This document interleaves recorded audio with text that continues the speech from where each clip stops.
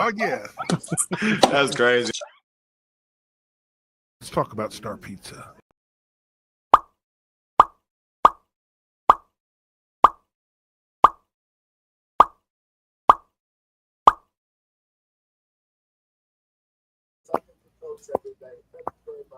Hey, y'all, this is Ryan Monso, and this is Cats, the Cougar After Thoughts Show.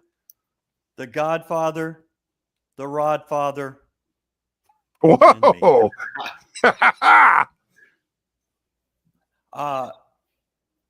As I've been saying, the conference tournament is the most important games you'll play all year.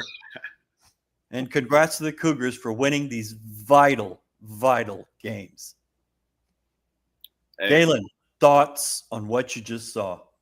my thoughts is this is what the fuck we do. This is what we do, man. Short-handed, you know, I'm going to be honest.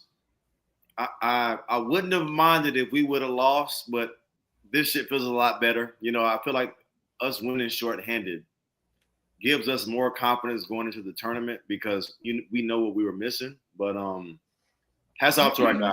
They weathered hella storms and they were able to stay together and make plays down the stretch. So glad we won. Bradley.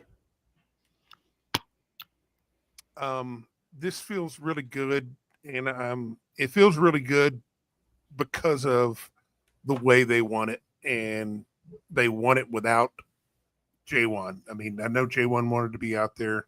We got bigger fish to fry, and I know that everybody would want him out there. But it took something extra for these guys to really win this title. And, you know, everybody still remembers what happened last year this time. I mean, it was just a blowout beyond epic proportions. So there was a lot of concern without J1. But, man, so many people stepped up, big and small. And good God, Milos Uzan. Wow. That kid is, I mean, I said it for sure at least a month or so ago. He's better than what I could ever imagine. And he keeps topping himself. Yeah. Just better and better and better. And now doing it when real money's on the table. Yeah. Real bread. You know, it's funny you say that, Towns, because I remember he had got an N1 in the first half.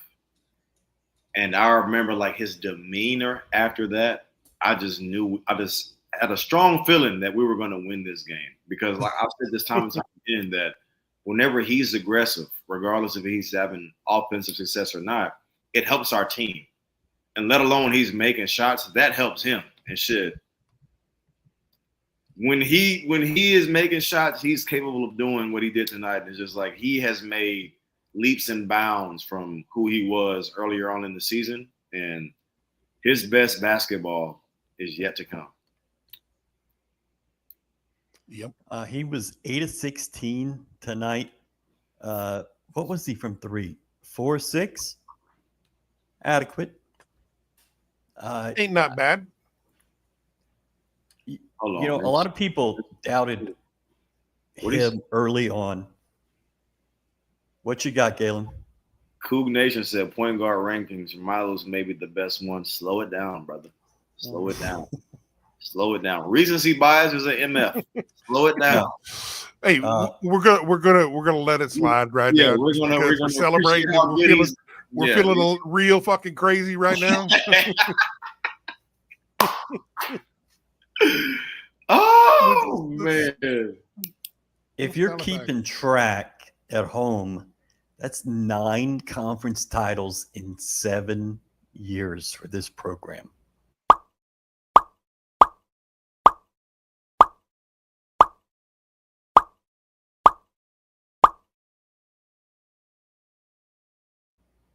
I put some time into that, so we're just going to play that like 30 times today. So Milos is obviously the star of the show, but you had big efforts from a ton of guys. I believe Emmanuel, LJ, and Milos make the all-tournament team.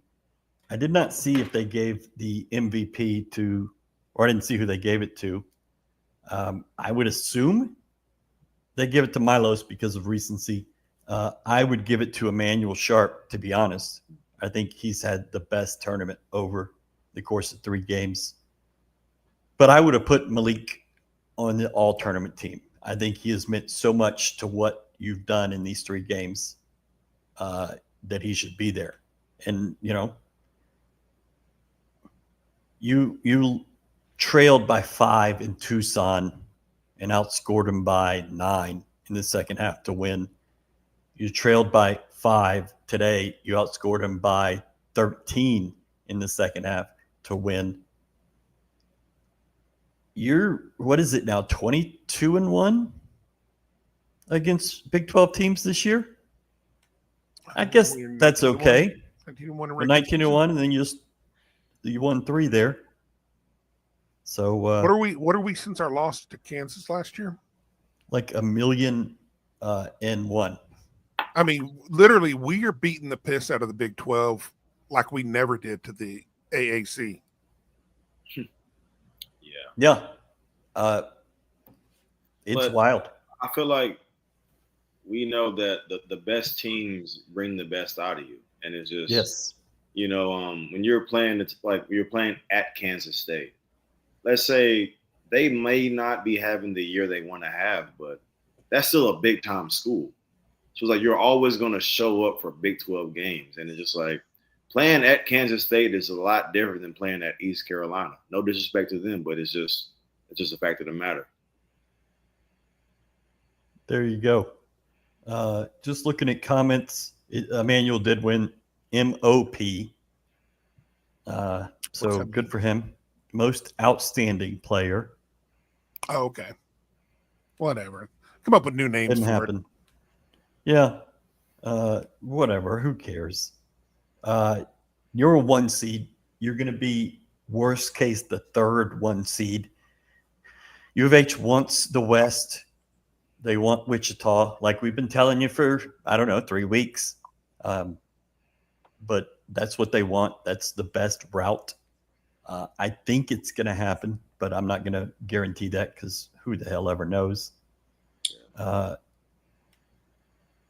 Galen, you missed out yesterday. What do you think of the lineup you've seen the last couple of days, the smaller lineup without Juwan?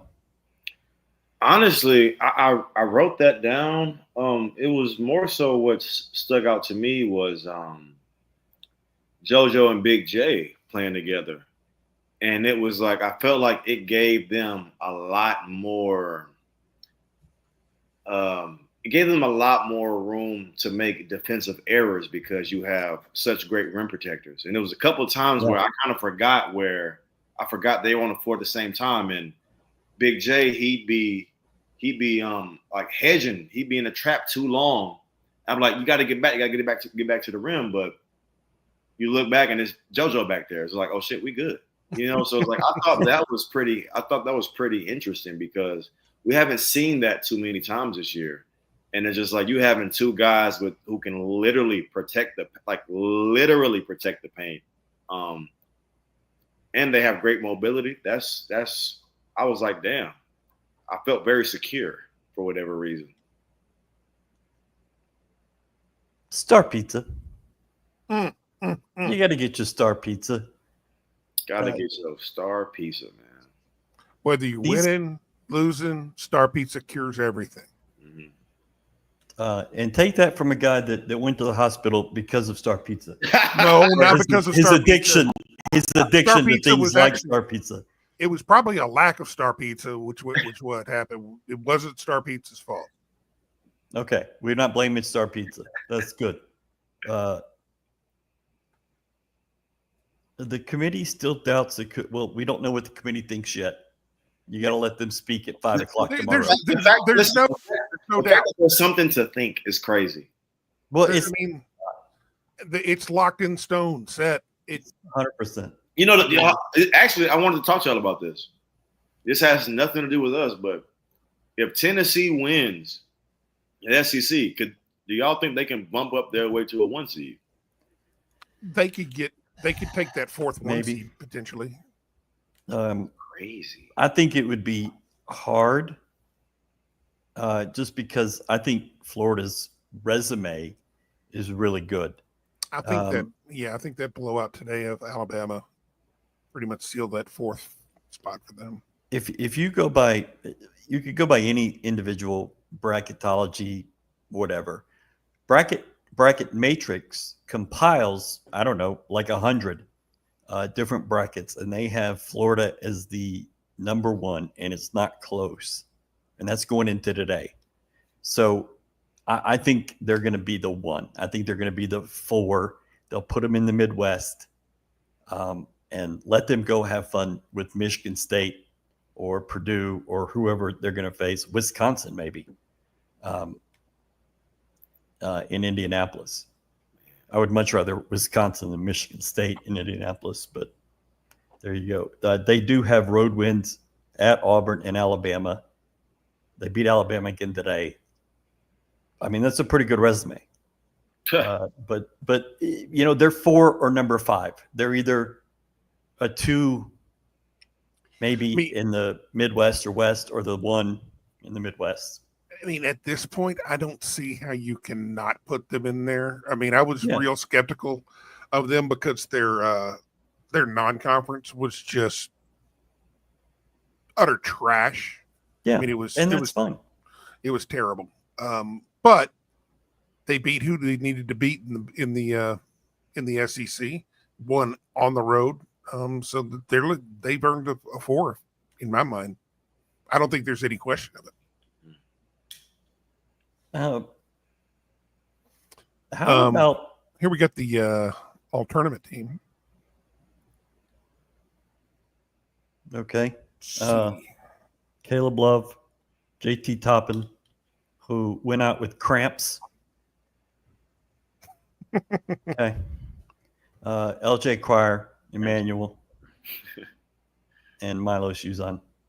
I think that's probably fair. Move out Toppin. I mean, put Toppin, in Malik. He played 1 game, right? Yeah. Yeah, I mean, that's Malik's spot. We know that. But your player of the year, you're probably going to put him. Yeah, you got to be player of the year for sure. Hell no. I mean, I agree with Towns. There's no need, but he literally shit I himself. do understand.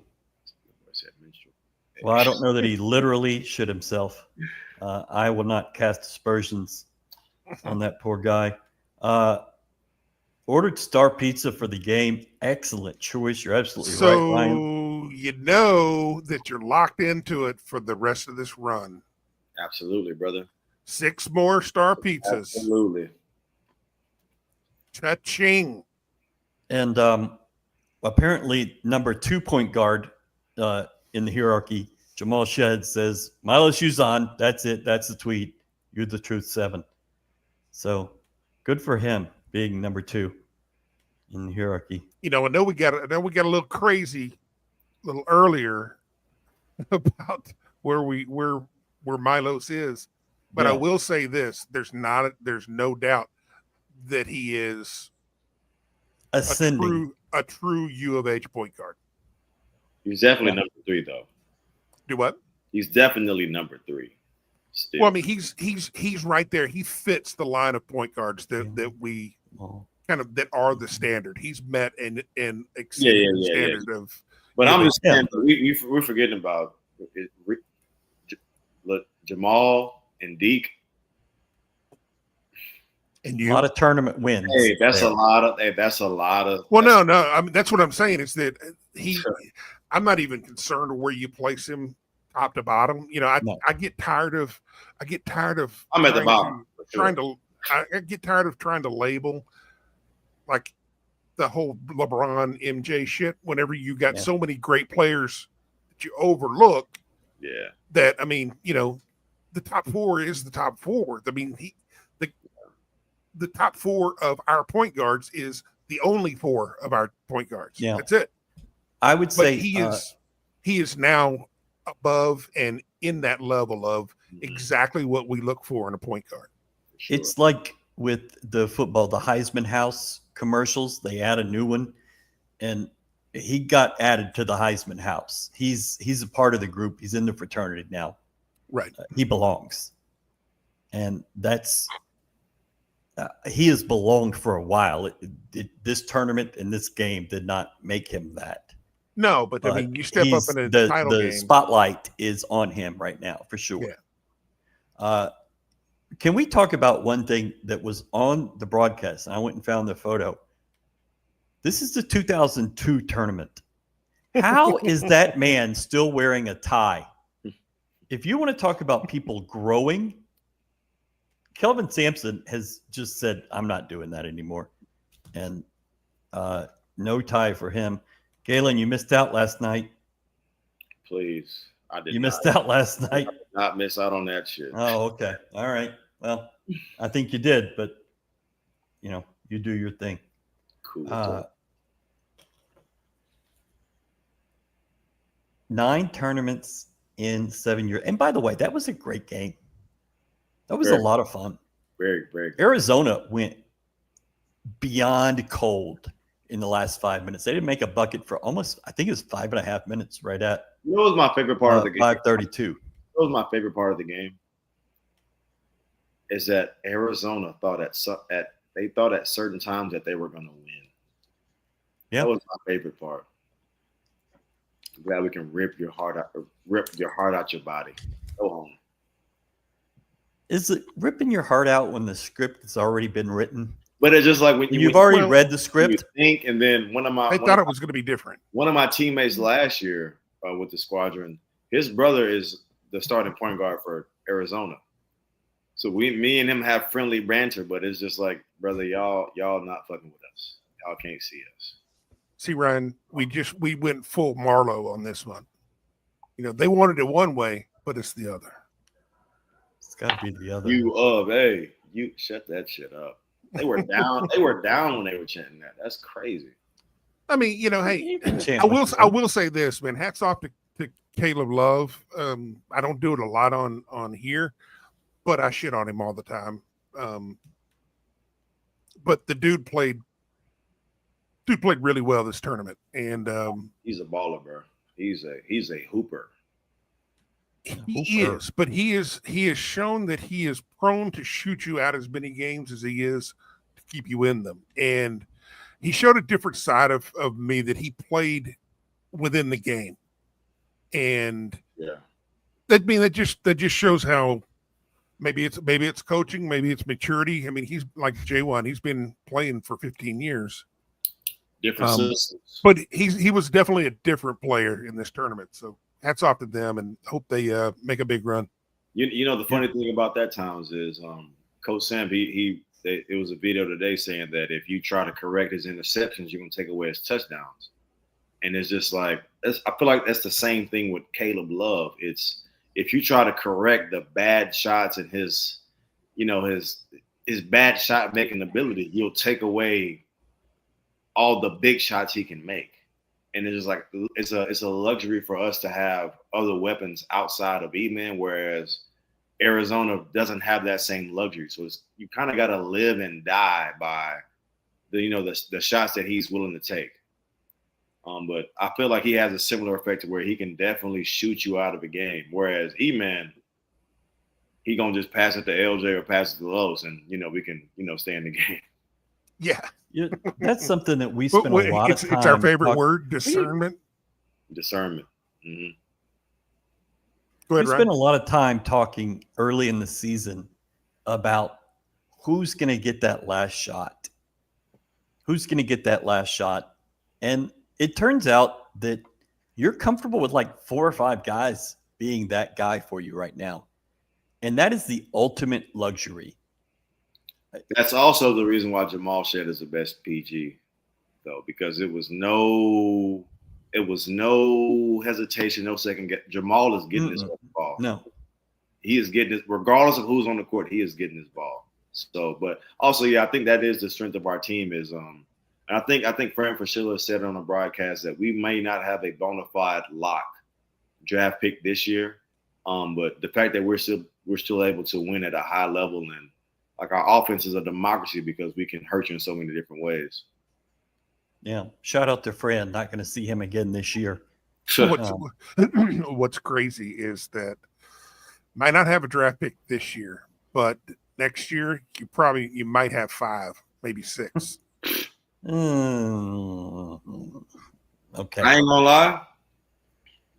If Los is on this trajectory and we make it to where we think we can make it to, Fran hit on that tonight. Hey, he'll be out. I mean, he didn't. Time out. Wait, Ryan, the kid from Arizona, the tall, light-skinned kid, Chandler, he was a shooter. Yeah, with the little mini front. They said he's a projected first rounder. Right, but you know that they're drafting on potential, not on what you've done. Los is a 6'3", but he is. But I'm gonna tell you, he has done so much for himself. But he'll go get the grade. He'll go find out where they project him. And I'm saying if he continues on this shit, there won't be any Los next year. There won't be no. I promise you. It's hard to get that through my brain right now, but I'll come back to it. Just like it was hard for I'm not quite there. Shut up. I'm not talking about that. Wasn't it hard for him to Jamal shed?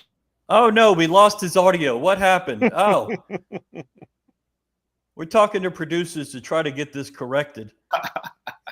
One of the things that makes Ryan really good at what he does is that he doesn't know what he doesn't know, so he's willing to ask the questions to learn. Yeah, absolutely. Doesn't mean he learns, but he asks good questions.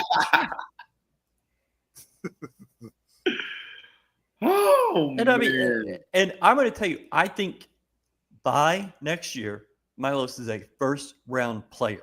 I just don't know if it happens this year. If he's a second round player this year, I think you come back because the guaranteed money here is greater than there. But I mean, if he's a first round guy, you tell him go. I mean, talk about a year. Unless you get that ceiling of top 10 lottery pick. I mean, even if you're just a first rounder, you go get that guaranteed money. I don't have any problem with that. And think about where he came from. When we met with the team in June, and I asked Juwan, what did you think of Milos when you played OU? And he's like, I didn't remember that guy. I don't know who that guy was. To go from that to where these guys had no clue who you were to a potential first rounder, that's insane. But that's the growth he's had. And you put that on Qantas and you put that on Anthony Goldwire. And you also put it on a kid coming here saying, beat the hell out of it. Make me good. And that's what they did. And I mean, 30-4 don't lie. 26-1 or whatever it is. You were 4-3, so 26-1 since December 1st. That don't lie either. Galen, tell me about this. That's what we do. We just beat everyone, man. Get you one. Live now at OneSubstantial.com. If you're watching this, take your ass to OneSubstantial.com and get one. Simple. For 4 months, we have tried to get you to build a shirt, 5-star work ethic shirt, and we couldn't do it. But this guy comes to you today, and you're like, oh, yeah, we'll do that. I ain't gonna lie. It was less work. Okay. No. Shout out. Here's what I think is happening. I think Towns got a knock on the door, and he had some surprise star pizza delivered to him. We made that happen. Mike Pittman made that happen. It's Star Pizza, and I just told him to throw in a whole. But look at that! I told him to just throw in a whole bunch of cupcakes. We have renamed the chef's special. It's now called the Town's Heart Attack. Brad, what happened? You got some. I just got my championship trophy. You did. Mike Pittman sent you some surprise star pizza. Oh yeah, that's awesome. Yeah, thank you. You're the first person in the history of the world that had pizza delivered to him without his knowledge, and was like, "Fuck yeah, man!" I heard somebody knocking on the door, and I was like, "Who the fuck is that?" Did I order something from Amazon like 2 weeks ago and forget about it? And so once you changed deals, I'm like, oh screw it, I'll go see, because I don't normally answer the door. Somebody's gonna just randomly show up. You're gonna hear a yeah. I anybody standing at your door against you, I give you like 4-to-1 odds. So I looked in the little peephole and I saw food. So I was like, oh, wait, what is this? He might be the peephole thing again. Might be the little peephole. Yeah. So I saw food. And I was like, well, we're going to kill each other for this. Going to be some violence. I'm taking that food. Oh, man. Shout out, Tom. But that's awesome, man. Treasure. That's a victory lap right there, baby. Yep. Thank you to Mike Pittman and the people at Star Pizza for making that happen. Mike. Elite Championship. And for everybody at Star Pizza who works hard to feed us and feed the Houston area. Thank you too. You guys are awesome. All of you. Yes. Appreciate it. Appreciate all of you. All 3 locations. Katie, Shepard, and I in 59 on Norfolk, and then the people on Washington at Harvard. So comments. Elite Championship win, Big 12, we F with y'all. Big Mac, yes, sir. Galen, you'd be at the top of the hierarchy if you'd have won College Game Day. I agree with this. Our legacy 100%. To one game. Damn. Unfortunate. I don't even think it's about what happened in the NCAA tournament. I think it's about game day. U of H to draw the West bracket, probably. In San Francisco, yes. You're going to have the coolest culture shift from Wichita to San Francisco in a span of 7 days. And Galen, I checked into it, and your season ends around that weekend. Mm-hmm. Potentially, you would be free for Final Four weekend, and we got you covered in San Antonio if that's the case. Hey, I'm there. I promise you, front and center. Yeah. I'm front. We'll work with the department and U of H basketball to see if we can get you a pass or something like that. Yeah, maybe come through for me. Yeah, whatever. Yeah. The arch in Emmanuel's 3 is so fun to watch. Makes every bucket have a splash effect. That's fun. Yeah. Let's win the whole enchilada. Go ahead. I was about to say I make a lot of notes at the start of the game for whatever reason, but I was happy to see his first shot go in. And then his second shot. So it's like him. Well, not his second. Yeah, he missed his next 2. But it's like but they all look good. And it's like when E-Man is in an offensive groove, it really does take our teams to the next level. I strongly believe that. It's when all our guys are flowing. Los has had this game going into March Madness. E-Man is shooting the ball well. Malik has been Malik. We have guys exactly where they need to be mentally heading into a win or go home situation.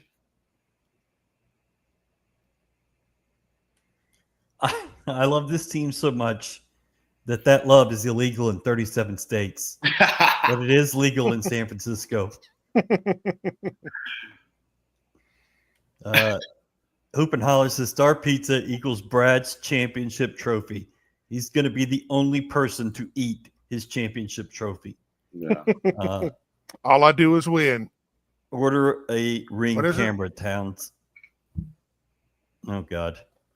I don't know what that even means. Jameis Winston, baby. Famous Jameis. Hey, Towns, I'm with you, bro. I'm with you, man. I'm with you. What are we? Yeah. Snacking them dubs. I could cry because of how proud I am of Kelvin, the team, staff, Tillman, and renewed Couture. You know what's funny? People. I knew Coach Samp was in a good mood. Obviously, they're about to win a Big 12 tournament championship and whatnot, but it was a referee that he was by at the end of the game. He was like, "Where you from, Mike?" It's like, Coach, you don't even know where you from. Oh man, Coach Samp, funny. Hey, Brad, baseball has scored 2 runs. Awesome. Congratulations. Twice as much as last night. Big improvement. Damn. Down 11-2. I was just saying they're probably on their way to a run rule, but maybe I guess it'll be the opposite way. Yeah. Towns got that good fight left in him, that one good fight left in him. He's saving that for the guy who cuts in front of him at Burger King. First off, he'd have to actually go to Burger King. No, I whenever I've gone to Burger King, I drive down there because it's like it's just right there at 11. 3/4 of a mile away. Yeah. I do leave my cave. I just don't normally stay out long. No. Y'all really don't want me out in the world that often. No. You want to keep me contained. Okay? Just for the safety of everybody. Society benefits by me staying within a couple of miles of where I stay. I fuck with Towns and I talk a lot of shit. But I'm going to tell you, if you ever see him out, check out those compression socks because they're about that big around at the top. I don't wear compression socks. Oh, I guarantee you wear like to the knees. No, I've done it once because I had a blood clot in my foot. Yeah. 12 years ago. No. If Los goes first round with just one season in Houston, that's huge marketing for every aspiring PG in the nation. That's 100% true.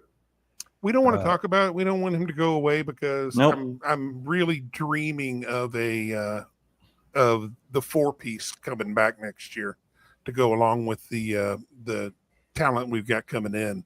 I mean, that's the first time Towns has ever gotten excited about a 4-piece. Usually it's a 5. Or a 20. Okay. Good point. Tulane almost clipped Memphis. Tulane got hosed today. Completely screwed on a goaltending call. I almost felt bad for Ron Hunter. Almost. Man, you would think that AAC refs would have at least some kind of idea of what's going on, that, hey, it might be good for 2 bids. I don't know. Yeah. They'll get there eventually. I mean, one extra tournament credit is basically their entire TV contract. I went through on my Cougs group chat and apologized for every mean Malik message from last year and every mean Uzan message from earlier this year. My bad, dudes. Yeah. Malik has been such a revelation, and I'm so flippin' happy for that guy.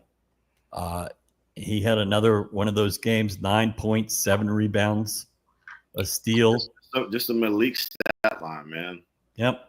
And I think Fran Fraschilla, I feel like right now today, in terms of being an X factor, he's more reliable than Terrence is right now. I mean, obviously Terrence, he's kind of struggling with, his former injury and whatnot. And I think that Malik has emerged. And also, Malik offensively is playing with just a lot of confidence. Miss or make a shot, turnover or not, he's getting back trying to make a play on the ball. So I feel like he's also another guy who's mentally where he should be heading into March Madness. And I couldn't be happier for the guy. Yeah. Talk to me about what Terrence is going through. Do you think it's a mental thing? I mean, yeah, injury. They say that it takes ain't even I live it. It takes longer to heal mentally from an injury than physically. Okay. And, it's just when you have an injury like his, granted, mine wasn't that bad. It was just I just had to get 5th metatarsal surgery, so it's about 3-4 months. But in Terrence's case, that's a season-ending injury, regardless of what point of the season it happens. Yeah, to miss that amount of time, it's and these are kids, man. It's mentally draining and it's mentally tough to have to endure that, and you don't want it to happen again. So whenever you feel something that may agitate it, just in the slightest, I don't want to. It's met it's with trusting it too, right? Yeah, it's met, but it's human nature. It's like, man, the days that I was crying in the restroom by myself and nobody's like, I don't want to do that anymore. I've done that. Like, but it's just like it's tough to go through that, man. It's a long journey to rehab. The 5 a.m, 6 a.m. That's tough to do. So we just got to support them right now. And much like guys having How about we give it a minute, Brad, and just respect the T-shirt and not the tie. Long way. Yeah. Long way. Go ahead.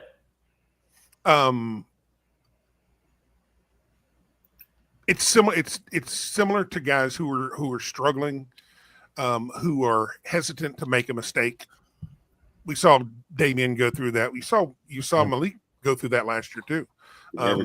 They want to. You see Mercy do it this year too. You don't want to make a mistake because you don't want to come out, or you don't want to make a mistake because you don't want to screw anything up for anybody else. But when you have an injury like that, you get a little hesitant, and physically on the court, it looks the same as being afraid to make a mistake. But you're hesitant in what you're doing because you don't want to hurt that. Yeah. You're trying to make plays, or you're trying to either drive or make a play where you don't put stress on that particular area because you don't want it to pop. You don't want to do what you did before. And it takes, I don't know. Honestly, I don't know what it takes to get through it, but eventually something just clicks, and usually it happens whenever you get caught up in the game and you make a cut that you were afraid to make, and it didn't hurt, and then you're back in it. So that's one of these games. It's going to click back for him, and you're going to see this. Yeah, but I just think that he had what is it? I don't know what he did, but he rolled his ankle, and the first thing he did was grab that Achilles, and it's just it being pain there anywhere on that lower leg is probably mental for him.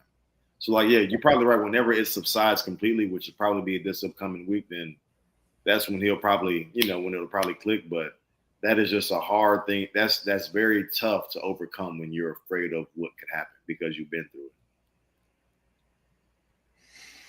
Francis taking a bench role has been key for our success. Accurate. I agree. Letting JoJo flourish in that starting spot, that takes character, knowing what his role was last year. He won a Big 12 title as a starter. And they had to, obviously, he told me in an interview that the video got messed up and we never were able to publish that, it sucked. He wanted to start, but he understood that the best thing for this team was for him to take that step back, to come off the bench. He could take a few minutes early in the game and kind of survey what was happening. Keep going, Towns. We're just going to focus on you chewing. He could focus on seeing, what was there and kind of game plan for it. And then when he came into the game, would be ready to go. Yeah. Yeah, and it's you got a kid like that who's prideful, and it may not be through him visually, but internally he's prideful, and to kind of lose your starting job from an injury, that could hurt, and that can send you mentally downward. But that kid, he knows the value of sacrifice, and I feel like he has kind of been one of the secret weapons for our team when. In case of you having a guy like that coming off your bench with that type of experience, with that level of familiarity of winning. So it's just that's kind of been I think I wrote it. It's it's a luxury. JBR JoJo, luxury, length and athleticism. That's what I wrote down. Like it is a luxury to have guys like that who are, if your vision was blurry, you couldn't tell them apart. You know, so Right. that's been a big key for our team. And it says a lot. It says a lot about the character of JBR, because that's really hard to do. And not only did he accept it and make the best of it, he actually became a better player for it. Right. Yes. There's something about, I don't know what it is, but there's some guys who have trouble starting the game, but if they can come in and play as a six man, they are unbelievable. It's like Deaky when he was a junior. When he was starting, he was okay, but when he was coming off the bench, he was lights out. That was a different animal. I don't know what it is. Maybe it's just watching the game and watching how the flow is going to be, and you're able to kind of get into it. Definitely the game flow. You're able to identify what the game flow is. And so when you see what guys are messing up at, like when you get in there, you know what to do almost. So I don't know if it translates to you, but I remember in playing in high school, is that the first 3 minutes of every single game felt like they were going 1,000,000 miles an hour. And then once things, once you got maybe a timeout or at least a stoppage, a dead ball stoppage, it's like, okay, now things are going to kind of slow down a little bit because everything is just going by you 1,000,000 miles an hour. I think BYU's coach said that yesterday, where they were like, I think they asked him like, well, what did you do differently? He was like, I didn't do nothing. Our guys just settled in. Like a lot of times we think that coaches have this magical formula to say the magic words to get to certain results, but it's like a lot of times it's just your guys just settling in. And that's funny because that's the first thing I wrote today was to start the game today. It was a blazing fast pace. It was up and down. I was like, well, shit, if this is gonna be the pace of the game, we have no chance. No, right. We better slow that down. Man, we better slow that shit down. Like U of H was really that way the entire first half. You saw on the screen Jawan kind of from the bench, like, slow down, relax. Mm-hmm. And Kelvin has apparently had 2 amazing halftime speeches in this tournament. The first game against Colorado, where he told them to respect the game and have some pride. And then whatever he told them today, because they came out at halftime and just blitzed Arizona. I think it was 28-13 at some point in the second half. Just destroyed them. But to go back to the JVR thing, you're both wrong. JVR realized that if he gets JoJo out there, he's going to get 4 fouls on him real quick. And then he's going to get a whole bunch of playing time. That's a smart guy. You know what he's also done that has made him as valuable as he could possibly be? He has locked in on his free throw shooting and has become a guy that you are comfortable with there. I don't know if everybody knows this, but our team, they practice free throws. Liar. Okay, I confirmed this week. They actually do. They actually do. I was told. This is a source. Yeah, told me that they do practice those free throws. I have seen JVR practicing them more and more and more. And they have worked with him on his routine, speeding it up just a little bit. But also, he's got the elbows and the everything going. And they have just, okay, let's truncate this. Let's do it in the most compact way that we can. And he has found something. And he's been really good for the last couple months shooting the free throws.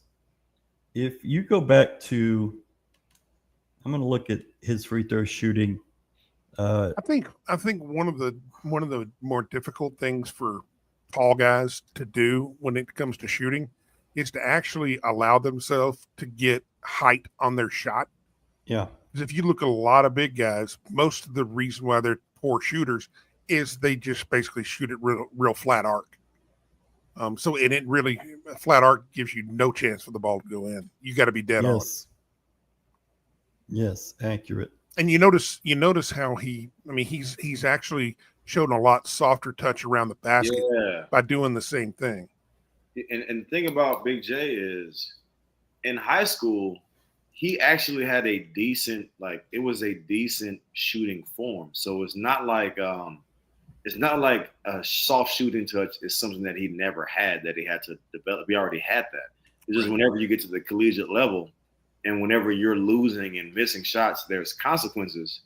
It may cause you to think a little more. Oh yeah. So, but yeah, all he had to do was just kind of just re-hone in on the reps, and it's just like he's getting back to that. He has a naturally good shooting form, which is, let's say, whereas I love him to death, but J1 never had a good shooting form.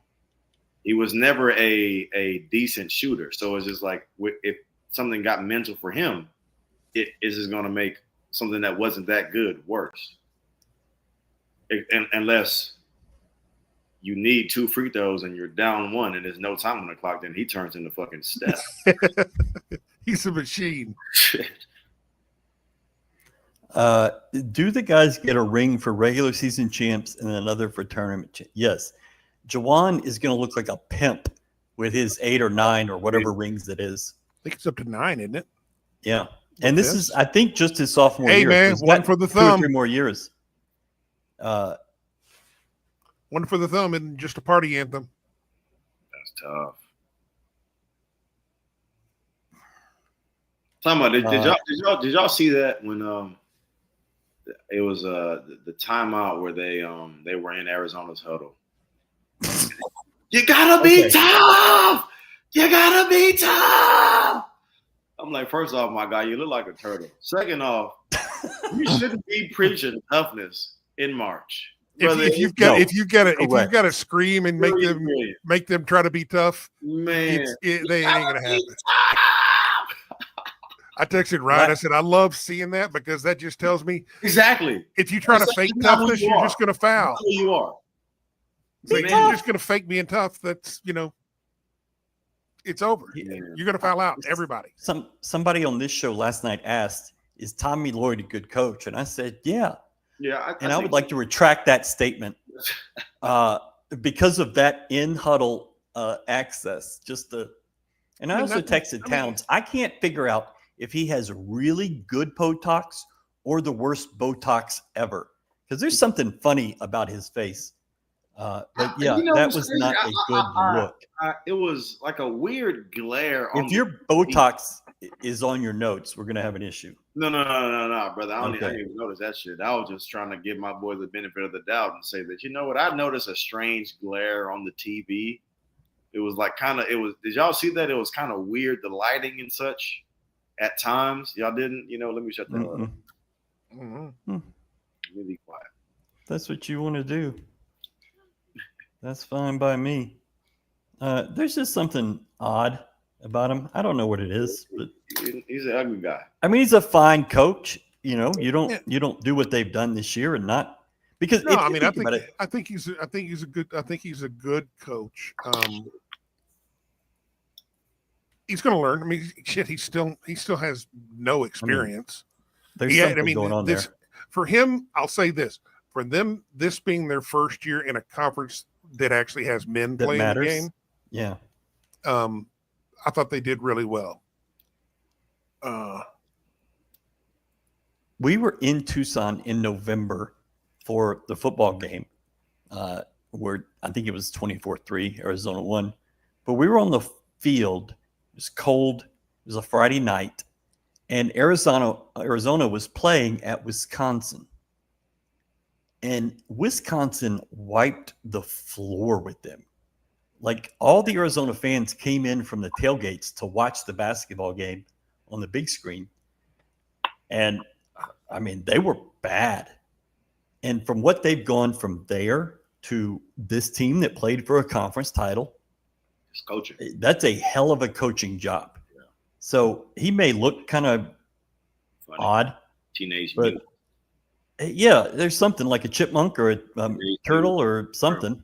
And the thing is, if he was still in the Pac-12, they'd probably be, or if the Pac-12 still exists, maybe if he was in the Mountain West. But they they'd still be putting up gaudy numbers. I thought they did well this year, but they'd still be putting up gaudy numbers like they did the first 3 years. And being overseeded, now they're going to get a favorable seed where they're probably going to be underseeded, and they're going to be able to take advantage of that. But the problem that you have coming into the Big 12 that we've see and what makes it so tough is that you got great coaches all over this conference. I mean, in the Pac-12, you had Dana Altman, Mick Cronin. That's it. Yeah. Anybody else? Bobby Hurley. I mean, he was considered a good coach at Arizona State.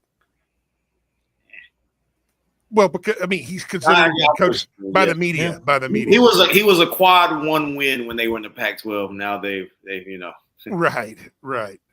But I mean, you got really, really good coaches Top up to and down this conference. even the programs who may not be having favorable years, those coaches at those programs are still good coaches for sure. And I feel like Tommy Lloyd I feel like he fits at Arizona. Yeah. Like he feels like he's the right kind of guy. Yeah. They're a 4 seed according to Bracket Matrix right now. They could squeeze into a 3, but I think 4 is probably right. That sound reasonable? CC is hogging shit. I feel like Okay. Well, Brad has lost focus with pizza sitting right next to him. We need to dial it in. I'm back. Okay. I would love to see the comment section from the Vegas tournament compared to today.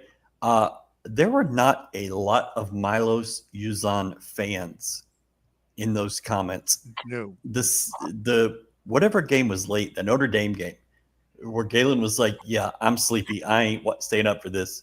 That night was brutal. No, not that night. We didn't do a show that night. I don't think we ended up bagging it because it was like 3 a.m. But the first night, the Alabama game, the comments were brutal, and they were justified at that moment. Yeah.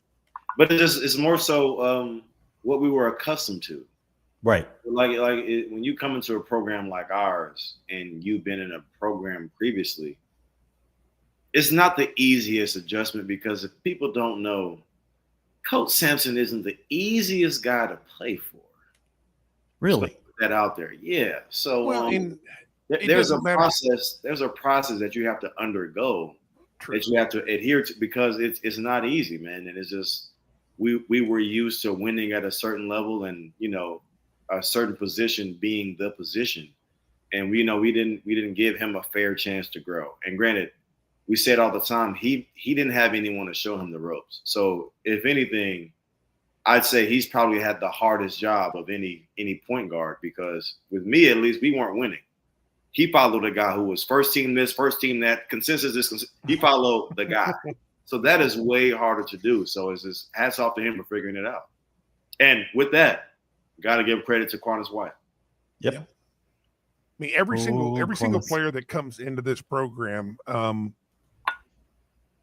especially transfers, what they're asked to do here is about 10 levels above where they were before of what their responsibilities are. I mean, hell, LJ won a national championship and he still had to go through a massive adjustment to be able to play here and to be effective here.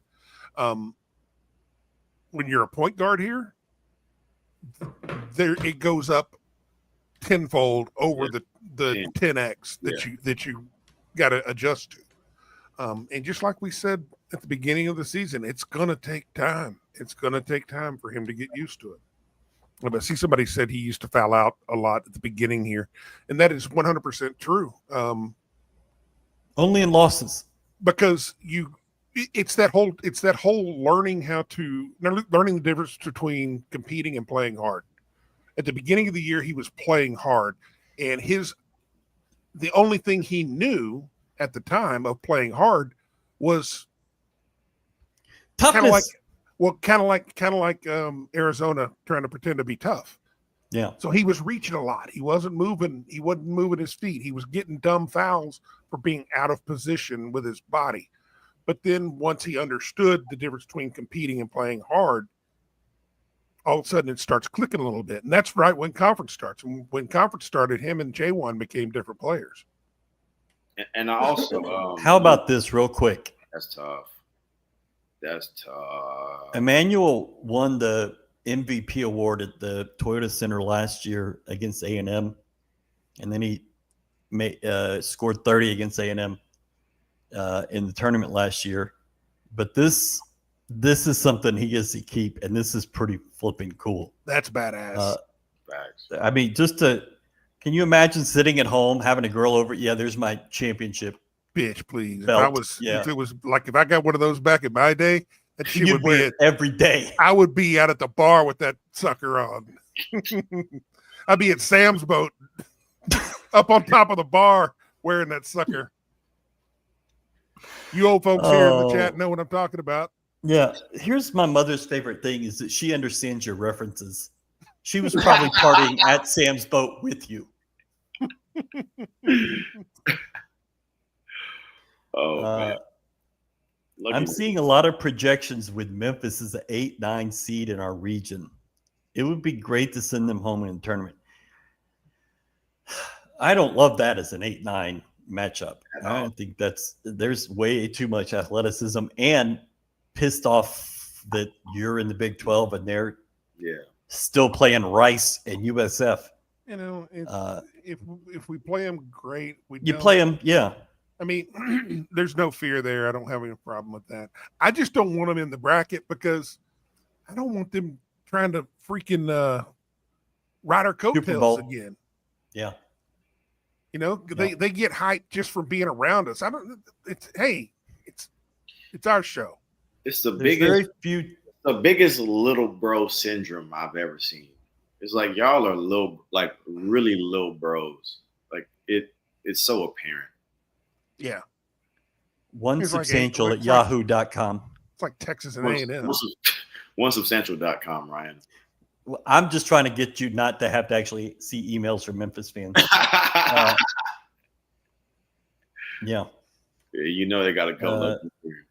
Oh, yeah. You know what you remember the place right on Westheimer, baby.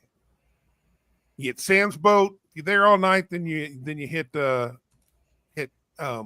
Cabana on Chimney Rock, and then good luck getting home.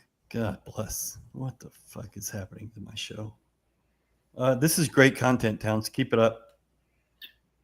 I got to entertain the old folks, man. It's almost time for their pudding. They're not old. Yes, we are. Nobody's old. No, we're not old. I mean, it's 8:30 and I'm still awake. That is true. Yeah. Sam's boat. We don't get a lot of that. Yeah. Shout out 90s Richmond Strip. Jeez. Oh, yeah. I mean, it looks like a Captain D's is what it looks like. And there was plenty of fish in the barrel, baby. Big Townsy was going in with a net. When we walk in with that belt, it's over. Like fishing with dynamite. Oh! Yeah, Towns, talk your shit, man. Talk your shit. Okay, I can't be seen right now. Holy Jesus. Oh, he was going in with the net. Yes, sir. I love it. Oh. Hey, look, Tommy Lloyd. Look how red I am. Look at Tommy Lloyd. Yeah. The team first mantra that Coach Sampson's teams wholly embrace: separate the Cougs from other top tier teams in crunch time. You were not good in crunch time early this season. You didn't let Arizona score for 5.5 minutes. They didn't have a field goal for 5.5 minutes. They scored 2 free throws from Caleb Love. You've changed the story, and you have dominated teams when it mattered in crunch time, and that's why you're 22-1 against Big 12 teams. They ought to just give you the title for next year, and save the trip. We were up by, I guess, around 8 or 10, right around the 10-minute mark. And I thought to myself, okay, we've been here against Auburn, against Alabama. We've been in this position before. Let's close this thing out. And sure enough, that's exactly what they did. I remember Coach, he used to say, losing feels worse than winning feels good. And if you go to our practices, every time our guys compete, there is a winner and a loser, and the loser has consequences. And it's just, I feel like whenever it comes to crunch time, and when it's the end of the game and we need to stop, or somebody needs to make a play, our sense of urgency is just higher because that's our day-to-day in practice. Our sense of urgency, our desperation is significantly higher than who we're playing. So I feel like that always gives us the edge. And I feel like that's why we always think that we're never out of a fight. Yep. Like on a night when LJ scores below 7 points,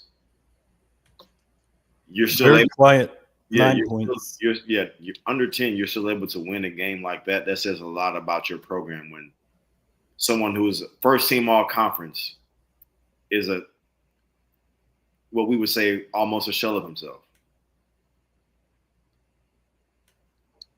That's such a badass photo. I love that for him. That's hard. Yes, sir.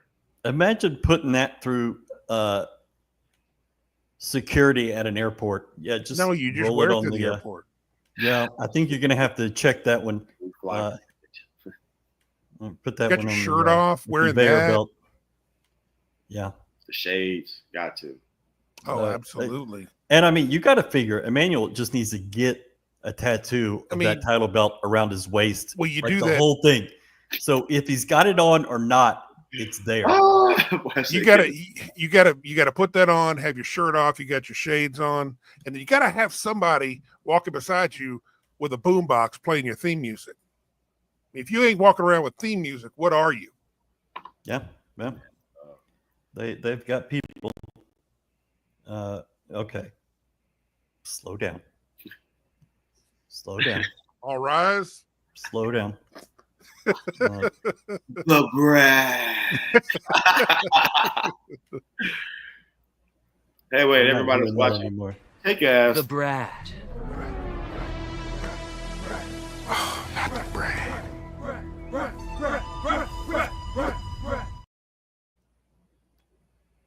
Go ahead. Take ass at onesubstantial.com right now. There you go. Onesubstantial.com.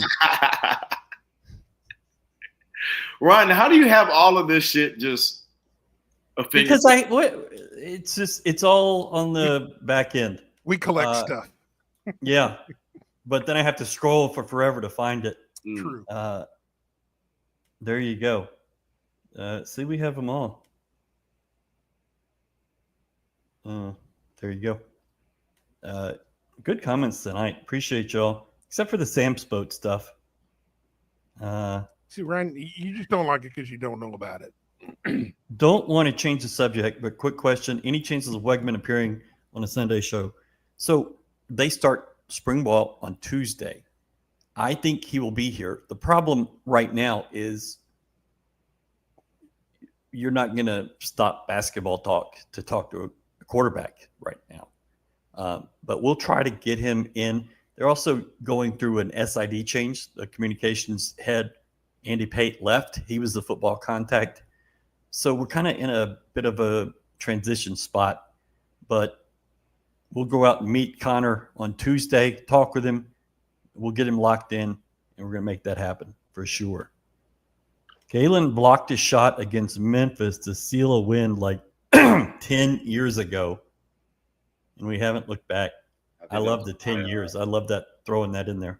It was that was damn near. It definitely was 10 years ago. Well, no, it was like 8. Yeah. That was the sophomore year, yeah. I think you were still in high school 10 years ago. You graduated in 2015, right? Yeah. I did not have a feeling entirely comfortable with Javier Francis shooting free throws, or I did not feel entirely comfortable with him shooting free throws on my bingo card. No, you did not. But he is there. Those elbows look a lot more coordinated than they did last year and earlier this season. Yes. Just imagine having all that spare arm. Like, you just got inches of arm that you ain't even got. I don't have that much. He's got his spare is like my whole. So, yeah. Wasn't even worried at halftime, but got tired of hearing about Arizona no-ness. The only concern I had coming into this game was fouls, because Arizona is a team that will do everything they can to get to the rim. Except apparently in crunch time, they just decided to just start punting threes. But I knew that they were going to try to get to the rim as much as possible, especially try to create transition and almost force it, which is where our guys could get into a lot of trouble by trying to reach and grab and trying to catch up. But I thought Javier and JoJo, I thought they did a really good job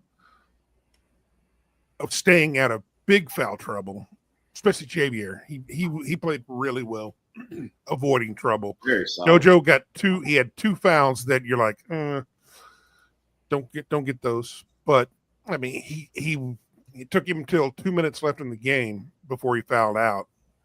But I was impressed that we were able to sustain not getting everybody in foul trouble. Also, I feel like the biggest hats off to our program and how good people think we are is whenever teams are ahead of us, it just seems like they won the lottery. Like the crowd reaction, I think we were down probably 4 or 5, and you would have thought we were down 10 or 11 or 12. And it's just like we were down 5. That's an easy storm to weather. So it's like we were never out of the fight. And I just think that shows that people's respect for our program and our dominance in this conference. Louisville is up early in the second half on Duke, 41-38. That could be interesting. I'm a little worried for Kelvin here. It looks like he's throwing this trophy behind him, like just hurling it. Hopefully that's not what happened. If you find out about 4 injuries on Monday, there it is. That's where it came from. This might have been the healthiest we've been going into. It really is. I mean, Jawan could have played. Yeah. It's obviously good they rested him. But, I mean, you got to feel really good about where you're at health-wise right now. Yeah. And that's one of those knock-on-wood things and whatever else. But even going in, man, guys are banged up. Yeah. Didn't E-Man win the MVP at the Charleston tournament in November 2023? He might have. Maybe that's just what you do is you tell him every game's a tournament game. He's ready to go. I miss hating Memphis. There's no reason why you can't. You can always hate Memphis. Yeah. Brad probably got some numbers a few nights. Yeah, they were pager numbers. They weren't exactly. Hold on. Pull that back. I think you meant something different. Pull that back. Did I miss it? It's entirely possible. Brad probably wound up at numbers. Okay. At numbers. Yes. Okay. Yes. I actually saw Mighty Mighty Boss Tones there one night. I saw Gore play there one night. That was fun. Those were good times.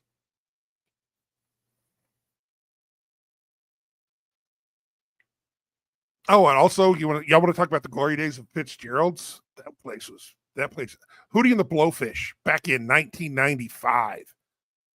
Right when they were first coming out, before they got on radio airplay every single day. Yeah, that was terrible. Saw Megadeth at International Ballroom. Okay, I can't handle that anymore. I hate what has become of my show, of what we have built, that we're doing elderly people rock hour with Brad Towns. Jesus. Brad, Monday nights are goth night at Numbers. You should go check that out. See if you can get you one of them goth girls. Man, I don't need another chick who will try to stab me in the throat. Yeah, when you have so many. I've gone through that phase. And no, you can't fix them. Oh man, Towns, you are a treasure, brother. Hey, Ryan tried to flame Brad just now. Yeah, I did read that. I don't have my glasses on. My eyes are hurting. And so I did miss up on that. But we'll always find something to flame Brad about. Goes to the territory. I'll be watching the Cajuns if the Cougs aren't playing 1,000%. We should arrange like a caravan to go watch a Louisiana game at some point this season, this coming season. Y'all are gonna love the Cajun Dome. It's an awesome place. Have we? Nah, that's not conference. I'm about to say that we established like a home and home with them, but probably not since. I think you. I mean, here's my thought: is you could see Kelvin giving them a road game because of what it would mean to that program. Yeah. But then you'd ask for a couple here. They do come here quite a bit. You've played them a couple times in the last few years, but it wouldn't shock me. But also, on the flip side, maybe it's just not what Kelvin wants to do. You probably don't want to give Q and L early on like that. Yeah, but also, he's an emotional old guy. He's sentimental, and I just think it might just be a little hard for him. Everybody that I've talked to recently about this has said that it's going to be a nightmare for Kelvin when he does hang it up and he's watching Kellen. He's just going to be kind of uncontrollable emotionally. I don't he's think the so. chief. Well, he's so used to being in charge and has been doing it for 45 years that being on the outside, I think I think at least for a year, it's going to be hard for him to transition into that kind of role. I don't, maybe, but I believe that he's not going to leave until he is completely done. So when he walks away, he's going to be, he'll be a guy, I believe, where he has no regrets. I'm going to tell you this right now. If the man goes 6-0 from here on out, probably out the door. I would. But what a way to go out, right? I'd be a peace. Yeah, but I feel like it might be an adjustment for him, but I feel like Coach Samp, he's secure with what he's accomplished. He's secure with what he's accomplished, and he's secure with his own legacy and the lives that he's impacted and the young men that he's helped mold. So, will he miss it? Yeah, but he was like, Galen, I remember he's like, I got a lake house in North Carolina that I love. And I got some grandkids now. It's like, yeah, brother, you know what I'm saying? It's you did the lake house, the house in Charlotte. He's doing okay. Yeah, all right. Just all right. And going into his office, he's got that I don't know what you call it, a jewelry box full of rings from all the tournaments, and then he's added to it since you were a player here. It's probably a couple of them. Because the one that he used to have,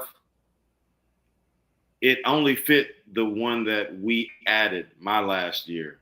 And you need a new one. Got quite a few new ones. Yeah, for sure.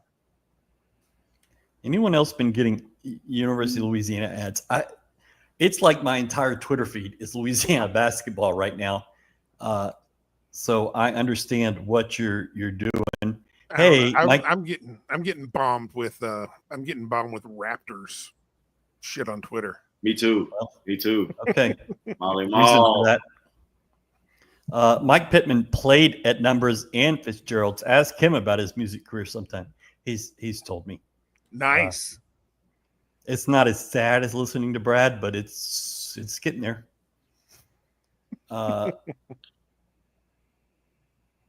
Okay, that was a weird one.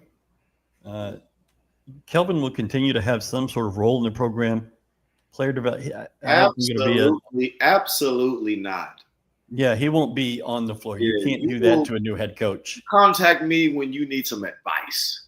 I'm Yeah. not doing no damn player development, brother. I'm available from 10 Yeah, to I'm 10, available. 15 in He's the morning. expertise. Yeah, other than that, Yeah, he's not going to be involved. You can't do that to a head Yeah. coach. You can't I think that it'll probably have be two similar. chiefs. I think it'll be similar to what Big John and Lil John Thompson did at Georgetown, where it's Hopefully like, not. yeah, I mean, you know what I mean. It's Big John. He was always around. You know, like he the practices he'd come to, and you know he'd be a great guy to get some advice from. But I'll never forget. I thought I was athletic in high school, and he asked me to do a dunk, Uh-oh. and I was like, "What you think?" He was like, "Allen Iverson can do that backwards." I was like, "Well, damn you, Big John." Shit. I was like, "Damn, you compare me to AI?" Shit. That's a hard first comparison. Yeah, that's not a fair comparison whatsoever. Whoa, hold on. Yeah. If you thought I was Iverson, Yeah. I gotta question your judgment. Man, It was like, what tape were you watching, son? that was pretty funny though. Sad as Brad. That's a good hashtag. I'm never sad. Man, I am on my 5th beer celebrating right now. Good for you. Get you some. Yeah, I think Galen has had a little bit of wine. Just a little bit. Just a little bit. Kelvin enjoys new challenges, so even if U of H wins the title this year, expect he would like to see what he could do with several 5 stars. That's a great point. Young. But that going out on top, there can't be any better way to go. What Peyton Manning did, going out on top, like, I'm out, goodbye. I just imagine that's Perfect seal. Well, I mean, you know, just, like Jordan had the perfect storybook ending until he didn't. right. I think you'd like to have that ending.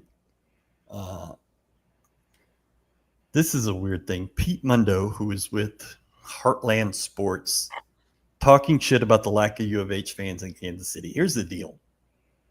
Kansas State, and Iowa State fans buy all the tickets. Yes. I mean, they own that arena, and they should. I mean, Arizona's a million miles away. Houston's 9 hours by car. It's a long way.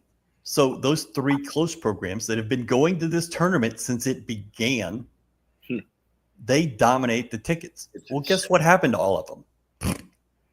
And so those tickets went on the resale market, and they didn't get bought because you don't fly to Kansas City hoping you can get tickets.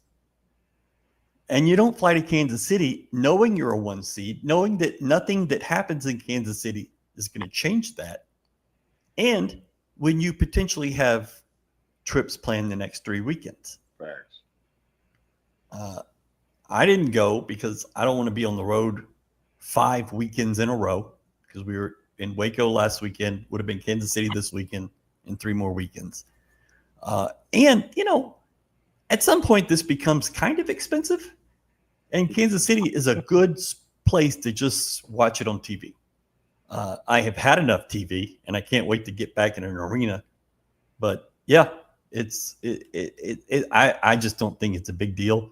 If some guy from a website that really has no traffic and no engagement on social media is going to bitch for clicks, okay.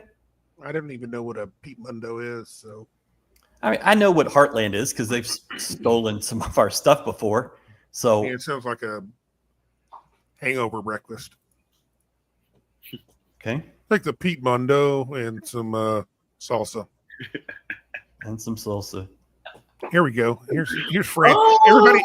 Everybody who thinks that Fran hates us. 20 I don't years. think anybody thinks KU so. Hoops absolutely made the Big 12 conference better with their excellence. Because of Fran, I know that LJ scored 3,400 points in high school. Every broadcast is like, damn, brother, we get it. He get buckets. He get buckets, and he ain't stopped. Didn't you get well versed in the beef? No, I ain't hear too much about that. What is it? Well, Balance, that was last elbow. night.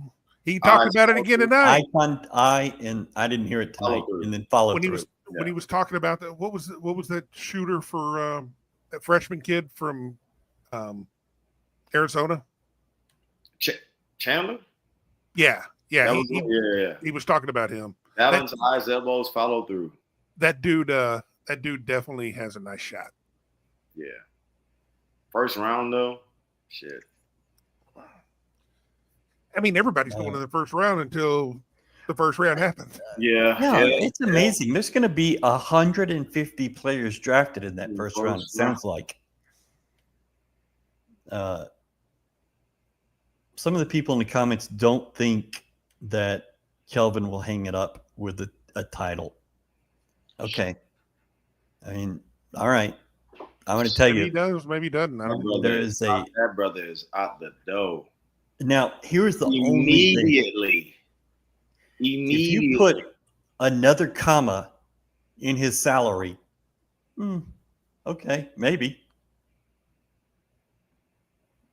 But short of that, I mean, the money would have to be crazy big. And he obviously does not do it for money. You don't come to Houston for money. Now, put him in the Tres Coma Club. Yeah. I think you're going to be in. It was me. That's a great problem to have. I'm going to take my whistle, my my clipboard, and drop it in the middle and walk the fuck out. Steal that championship belt from Emmanuel and then right up the stairs like John Bender. My fist in the air. I'm out, bitches. Okay. Ryan, I thought you didn't want to go to KC because you were getting those Jeff Goodman seats.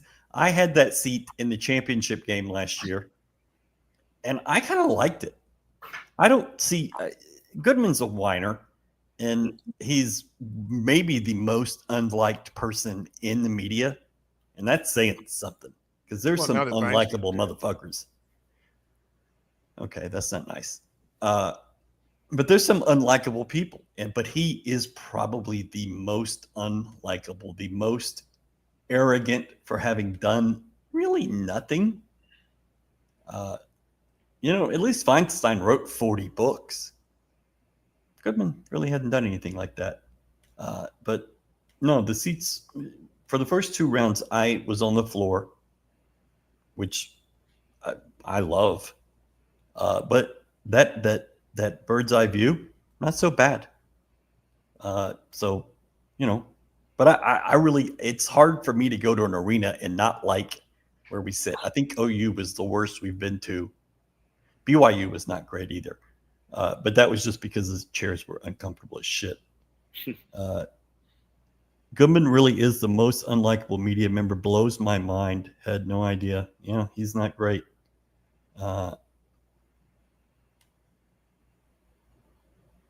In Gene Katie's last year at Purdue, he shared head coaching responsibilities with Matt Painter. That's not going to happen. Kelvin is an alpha and he's not sharing. I think it's also unfair to Kellen. Yeah. 100%. Yeah. And I think that Kelvin, when it's time to go, it's time to go. And when it's Kellen's, it's all Kellen's. Yes. And they know they have this mapped out. It's not something they talk about with outsiders. The thing is, Kelvin, but they have it mapped out. Kellen will take on a different. You're going to see a different demeanor out of him, I believe. Yeah, for sure. As the second in command, when you're second in command with a guy who is really, really intense and will get all over your ass, there's got to be your number 2 or number 3 who are going to explain it to you and then pick you back up, dust you off. Yeah. I used to hate when Kellen he'll be like, Galen, today's your day. And he'd be like, basically, Coach Sampson is going to coach the team through me, meaning that he's going to be on my ass ultra hard. And those are my least favorite days because it was usually every other day. And I'll never forget, Coach Sampson, something had happened, and Coach Kellen had ran our practice. I don't know if I was a freshman. I think I was a freshman or so. I don't remember. But I remember after the practice, I was like, damn, Coach Kell, I thought you was cool. I thought you was a cool one. Like, he had ran that practice structurally more strict than Coach Sampson. And I think it was because of because of who you're filling in for. You think you're gonna fuck around with the substitute teacher today? Man, I'm trying, man. When Coach Sampson got back, I was like, man, I'm glad you're here. I never thought I'd say that. So good to have you. Thank you. Yeah, that's kind of wild. What a fun day. I'm gonna look through some notes.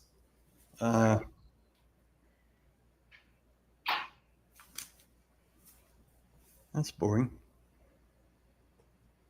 Nope. So at halftime, you had 0 points off turnovers.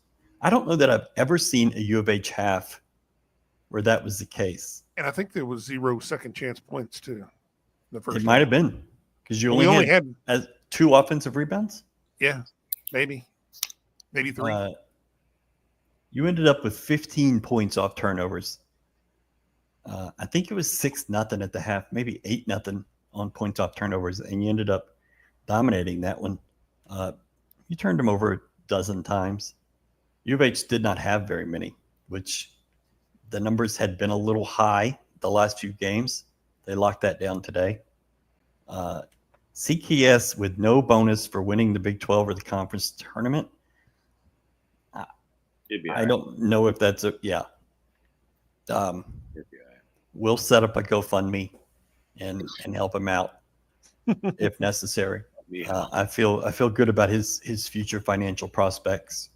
But that's weird. I don't know that either way, yes or no, but that would be kind of crazy. But one thing I want to say about what you said was when we played Arizona, how many times this year? Twice, and previously we played also in the NCAA tournament. So yeah, and I think whenever the first time we played them in the tournament, which was prior to when they joined the Big 12, Tommy Lloyd, I think he said in the postgame presser, like, them in person is a lot different than on film. And I feel like they were able to do certain things because they knew what to expect, and there was a. He said you needed to play them twice in a year. Yeah, there was a level of familiarity for sure. But it's easy to. I wouldn't say it's easy to do, but it's easier to do. But it's hard to sustain when that's not who you are. Yes. And that is what makes us different than any other program in this conference. It's you can game plan for a half, and you might have some success, but you got to do it for the course of the entire game. Yeah, they did it for 20 minutes. Yeah. Memphis would have hung a banner that said beat Houston for 20 minutes. Halftime league champion. Game. Yeah. Halftime league champion. It's crazy. But they did it for 20 minutes, and then that intensity was not there. You're shitty. That's not shitty. It's the truth. That is crazy. If you hang banners for the NIT, you will hang banners for anything. Yes. And I mean, it's the most embarrassing flipping thing I've ever seen. I would hate to be a program that said, you know what, we're going to hang that NIT banner because that's who we are. We're NIT banner people. Towns is people that celebrates Sambo. Not me. Hey, man. Not y'all that were guy. around in the mid-90s. Which Galen was not. Absolutely. Well, now I'm talking to Chad. Yeah. Look at that. I'll tell you what, back then when the Rockets won the title back then, Richmond, Westheimer, all that area was just it was just a parking lot, and people were going nuts. It was insane. I was in high school, and this is how big a winner I was. I was watching the news, and they had a camera set up on Richmond, and just people were parked. Nobody was moving, getting out of their cars, partying for the Rockets. And I lived right over off of Chimney Rock and 59. Wow. That's great. Galen, talk to me. If you haven't already, take your ass to onesubstantial.com and get the gear that you need to have. Point blank, period. We beat everyone. Brad, talk to me. Star Pizza. Delicious, greatest people on earth. I mean, what can you say? Fantastic, Ricotta, delicious marinara, food. honey. Did you get the chef special? Is that what you have? No, it's sausage. I think pepperoni. I haven't been able to eat a whole lot of it yet. No. But I didn't want to gross. I didn't want to gross Back to your meat everybody out. lovers. Remember what it was from the first bite. I mean, if you people don't really want to watch like a hyena eat its dinner, or maybe like a lion. Eating shit alive, yeah, facts. You know, I don't want to do that to everybody. That's just kind of gross. So considerate of the towns. You really are. Look at that Star Pizza. What a Oh, guy. you What can a order online, starpizza.net. Lunch specials 5 days a week. The buffet on Tuesdays and Fridays. Our boys, Chris Gardner and Andy Yanez, went over there yesterday and did a little bit of a commercial. I would like to see Brad doing his commercial. Maybe we could do that when you're back, Galen. We can pretend to do a commercial and Brad will cut the pizza and then you'll see like 3 under each arm as he's walking out. But yeah, Star Pizza. Kick through the wall like oh yeah, Hawaiian Punch. Yeah, the Kool-Aid. Kool-Aid Man. Hawaiian Punch is the little bitty guy. Duke is going to win. They're pulling away. I have not checked the score in a while. That's a shame. Yeah, they're up 9 with 10 minutes to play. There's a lot of time. It can happen. Richmond, the days of 3-for-1 margaritas. That sounds like sexual assault waiting to happen. Was that up at, I don't advise. Club No Minor? Well, there you go. Star Pizza has gluten-free options, FYI. Jamie was who does our scouts before games was on the what is it, cauliflower crust? Yeah. He's trying to lose some weight. He's working on that. Galen, the red hoodie order several weeks ago has yet to arrive. Who can I call? Me. Is it?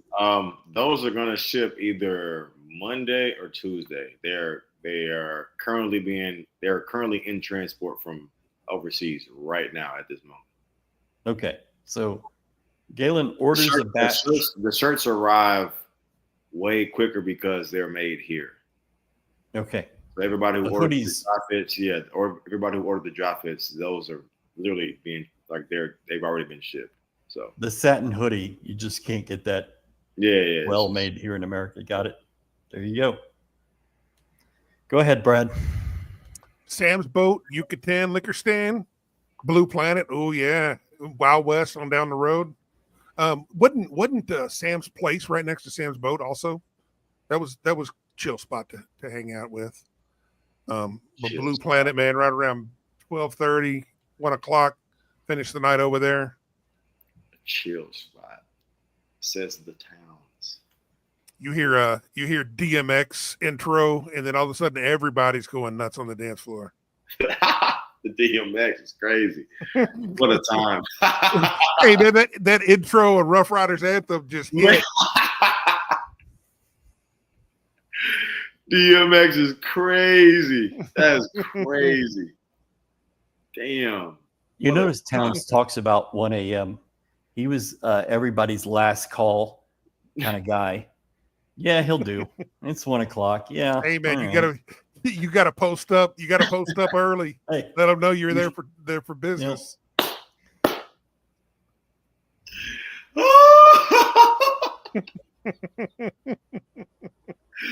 Oh man, I ain't gonna lie, man. I fuck with y'all.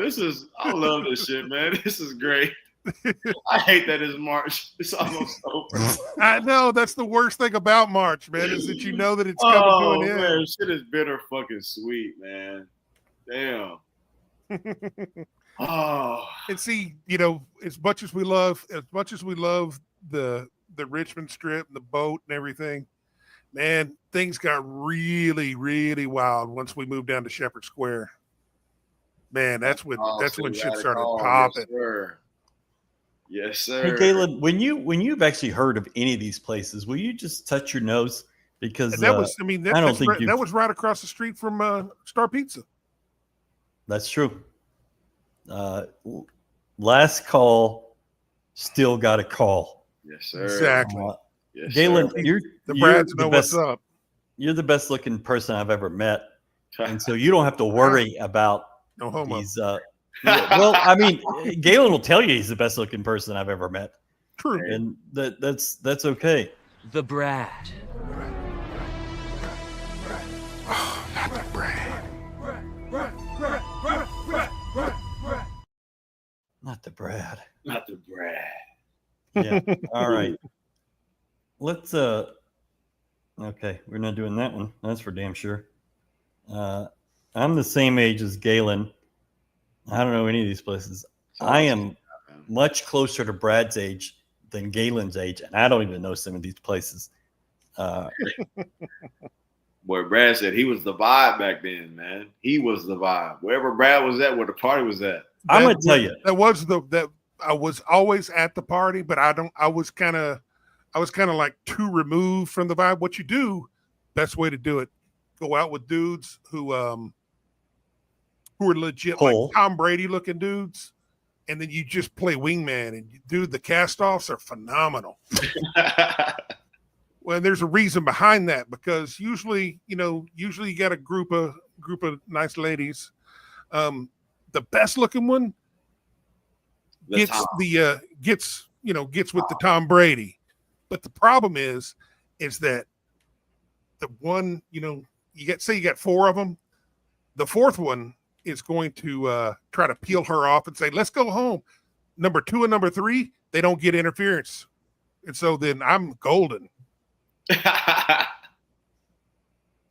Towns knew. That's not how I remember it. Who he was, man.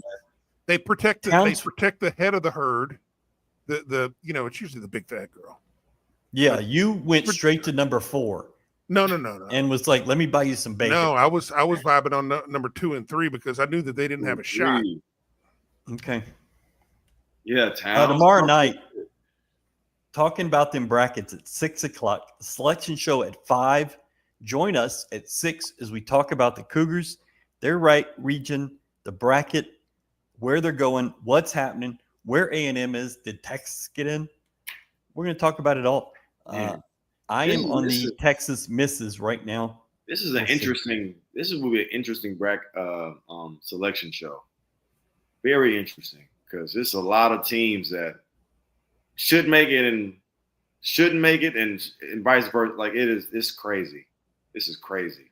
I think you're going to see the first real year of the mid-majors getting pushed out. The second bid from all the leagues past the American out the door, so that you can get UT in, so that you can get whoever the scrub 10th best team is in the Big Ten. You're just going to, like Vanderbilt, you're going to get Vanderbilt. You're going to get Indiana. West Virginia is going to make it. Arkansas is going to make it. OU could make it. I mean, there's some teams that have no business being in, but that are going to be, and they're going to be going further and further. And if you expand it, like Brett Yormark's talking about, those teams are just going to solidify their spots, and it's just bad news. Do you think expansion helps bigger schools or smaller schools? Bigger schools. Bigger schools? Yeah. It gives you justification for putting more big schools in. Yep. They're going to keep shutting out those smaller schools. Why give them a chance? Why the tourney revenue is so big that for every unit you make, you're multiplying for 6 years. There's no reason to give those teams that kind of money. Is Tom Crean back at the ESPN mothership during games? Yeah. Okay, mm-hmm. He was talking about, they were asking him, who he thought was going to be in with UT and UNC and a couple of G5 teams. He goes, UNC and UNT always vote on the big schools. Yeah, it's not right, but that's just the way it is. And so if you expand, then you're going to have half the Big Ten, those trash cans. You're going to have half the AAC not AAC, ACC, who couldn't compete in the other AAC. Yeah. It ain't right, but it's what it is. Right now, Indiana and Virginia Commonwealth, VCU, are basically tied in bracket matrix. Who are they giving that to? Indiana or VCU? It's pretty easy to find out. And that's just what it's going to happen from now on. The good thing is since about December 20th, you haven't had to worry about this because you're in and you're on that top line and things are pretty good for Cougar fans right now. I haven't looked at the metrics. Do we have enough Q1 wins? I know that was a concern earlier. The last I looked, you had 13. Today would be 14. I mean, there was a time when we were 0. Remember number that? 3. We were number 3 in the in Ken Palm and Evan Maya and Bart Torvik, and apparently we hadn't beaten anyone. You are going to be. We weren't going to beat anybody. Those people are the epitome of goalpost movers. I just think it's just everybody. Too many people have an overreaction about everything, and I don't want to say it's early in the season. I mean, it's every game. We see it every game. We see. Well, we do host a show for 2 hours after every game. Well, I mean, no, I'm not talking about that. I'm talking about on ESPN. I'm talking about on Twitter. That's just the way things are today, is that everything that happens today is the biggest thing that's ever going to happen until tomorrow and then repeat. I mean, you got people talking about naming national champions in the second week of the season. Kansas is going to be a superstar. Kansas is going to win everything. Look how great they are 3 games into the season. Look where those dick bags are now. I don't think you can say that. You know what's crazy? I haven't heard anything about Duke and their lack of quad 1 wins. Isn't that wild? Well, you can't say anything negative about the ACC. That's especially not Duke. Yeah, that's kind of crazy. That's crazy. They're going to end up 9-3 in quad 1, which is cute. U of H is going to end up 13-3. But in the net, Duke is going to be higher. And I, for the life of me, I cannot figure out, just looking at the numbers, why they are number 1 with 8 quad 1 wins. Auburn has 16. Ryan, we know why. Well, but I mean, there has to be a number thing that says no. I can't. I'm not gonna. I can't say they don't belong there because at the number 1 spot, we benefited from the exact same things. When you go in and you play in a shit conference, you've got to boat race everyone, and Duke has done that. So margin of victory plays a huge component. But that's capped, right? Yeah. That ain't the same as beating. No, yeah, but I mean, it doesn't matter if you beat them by 40, but if you string up, 8 or 9, 20 plus, then those count. Those are big. It's exactly what we did in the American. No, we beat a couple of good teams in the out of conference. Well, the numbers were different then. Then we would handle everybody else. But we'd at least get shit for. No, we were supposedly a paper tiger. If we put resumes just on a piece of paper, and there was no name attached, 1 seeds it'd be drastically different. But that's not the case. Honestly, if we did that, then they would probably either give the SEC 3, or they would give Michigan State a 1 seed. It wouldn't be Duke. No, that's all I'm saying. They wouldn't give us that. They'd put us in the 2 or 3 spot. I think we get that. Brett Yormark said tonight, talking about Houston, they're the best team in the country. My expectation is, and I said this to Kelvin Sampson at the beginning of the season, is to see them in San Antonio. That's been reinforced this week. All of the fans heading into the Auburn game were thinking Final Four or bust, Final Four or bust. And it's like, you got a new point guard. You don't know really what he is. And then,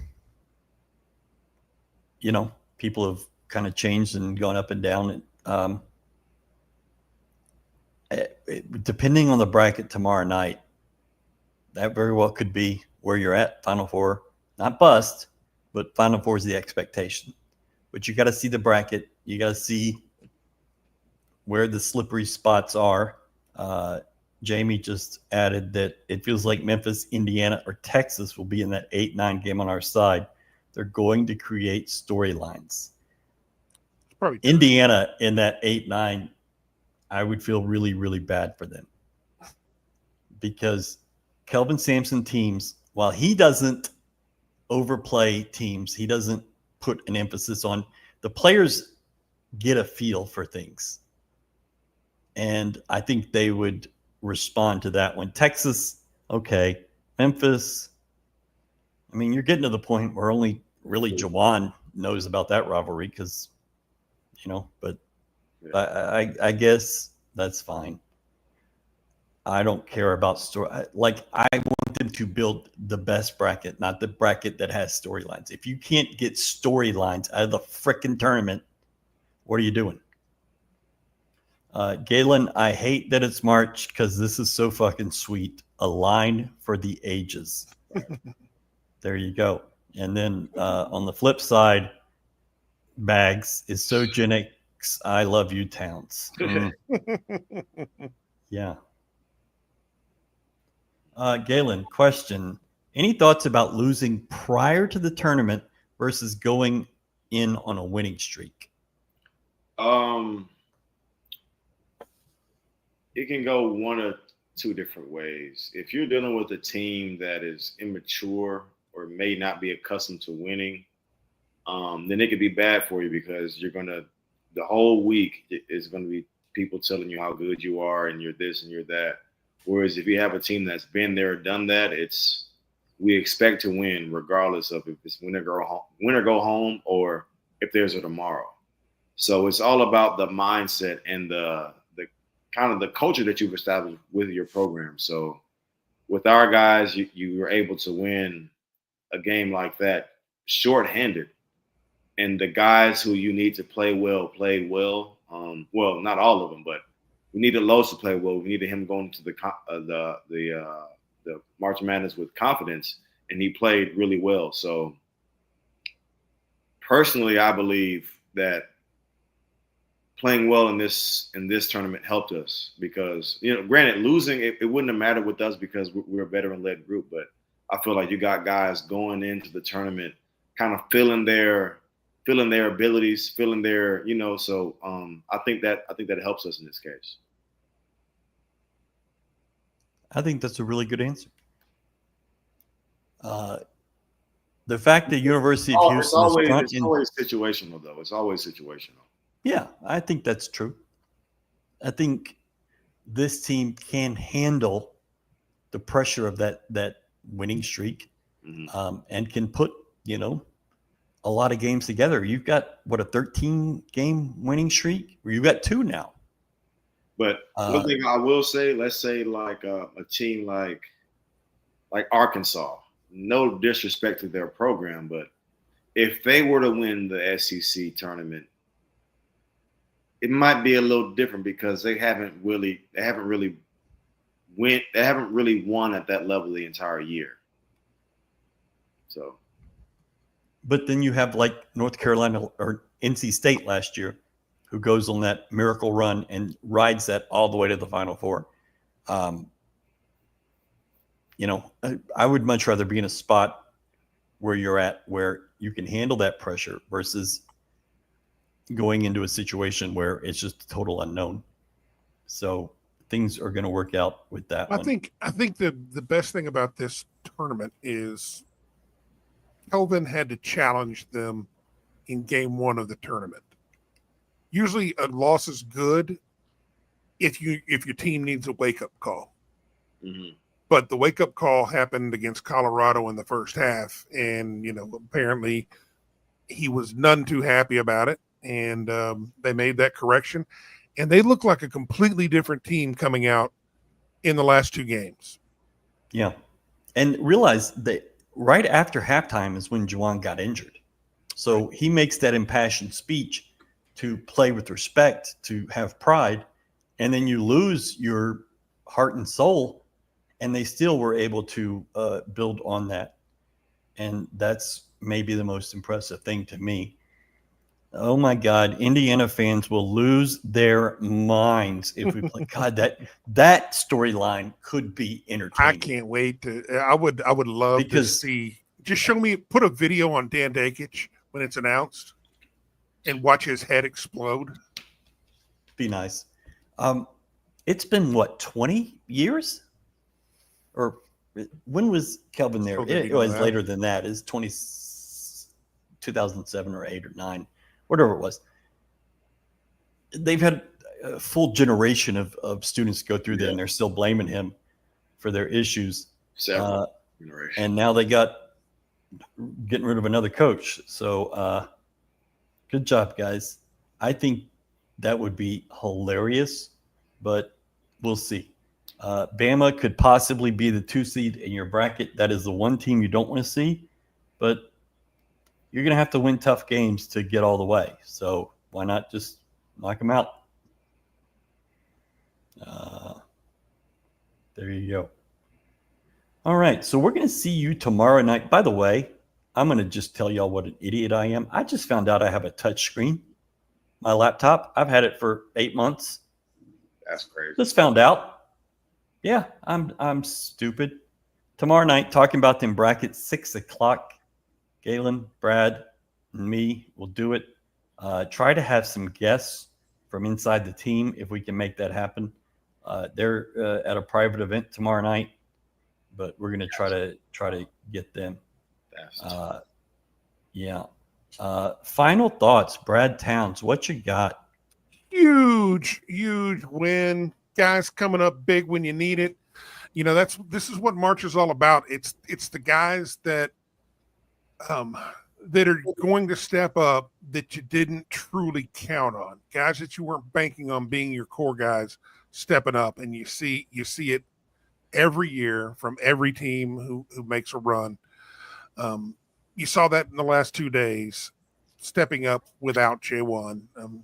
And it's hard to put what J1 brings to the table because he is, like Ryan said earlier, he was the heart and soul of this team.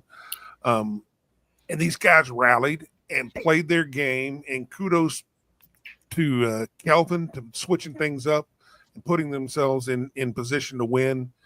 And these guys went and gutted it out, took the best shot that Arizona had. It was a good team.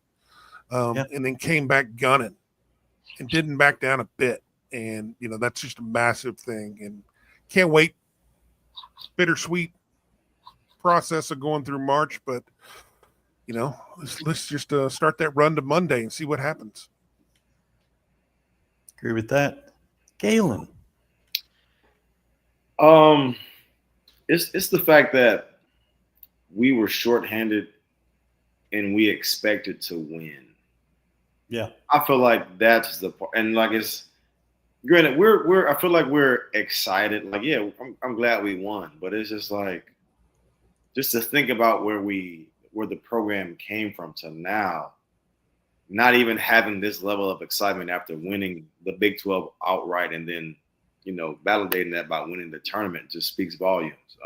Super proud of our guys and the sacrifices and all the energy and effort and all the film, everything they had to go through to get to this point for their growth as a team. Super proud of those guys.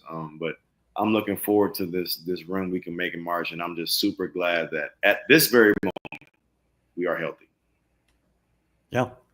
To your point, there's no euphoria for winning this conference. Yeah, it's kind of all right, I guess that's what we do. Boring and mundane, we won. Yeah, crazy.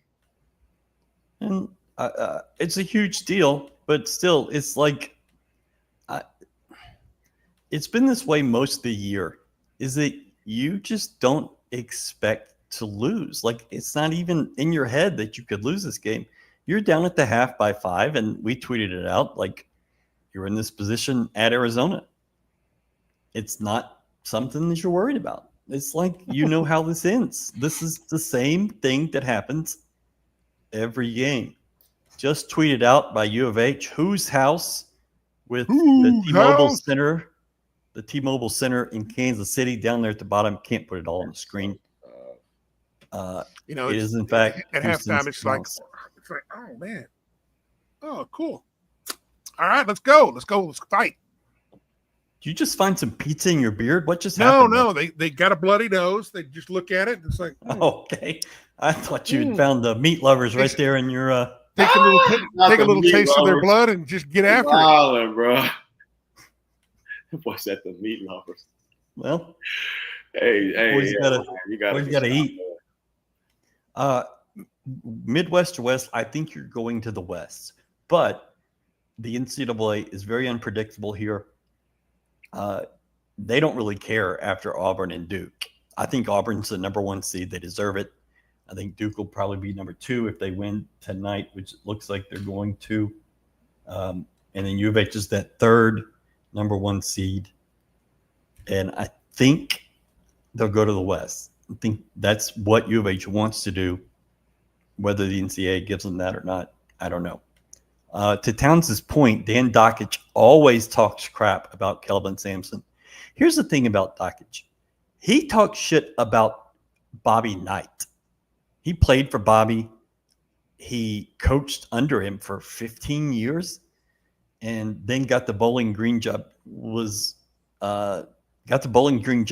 failed, and then got hired back on at Indiana and ended up working for Kelvin when Kelvin was fired, took over on an interim basis. He talks shit about Bobby Knight and he talks about Kelvin. It turns out maybe he's a problem. But I think 89 and 89 in conference at Bowling Green. That means they gave him a long ass time to get it right. That's 10 years if it's 89 and 89. From 97, that's 98, crazy. 2006, 2007.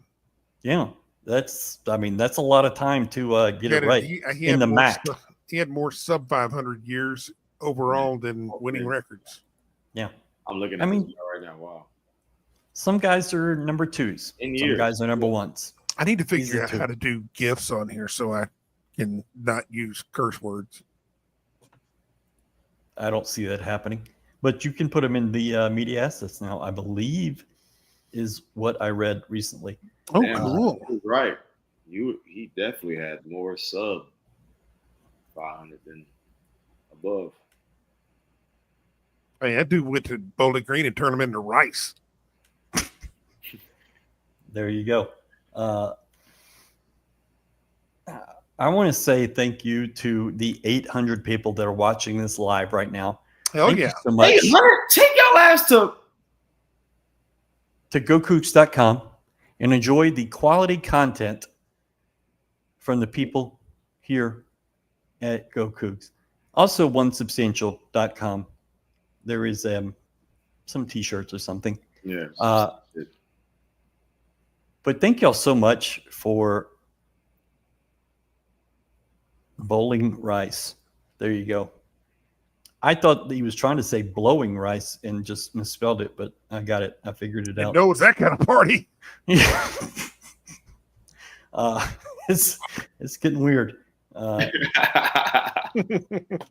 thank y'all so much for doing this with us. You know, we started this show less than 2 years ago with me and Starnes and nobody watching. Nobody watched. And to see those shows now, it's whew. And then Brad came in to save us. And then Galen came in. I believe his first game was that game against A&M at Toyota Center where Emmanuel won the MVP to take us to another level. And we have just built it. And it's because of y'all. And this has been so much fun. Star Pizza gets a big shout out for all the help they've given us.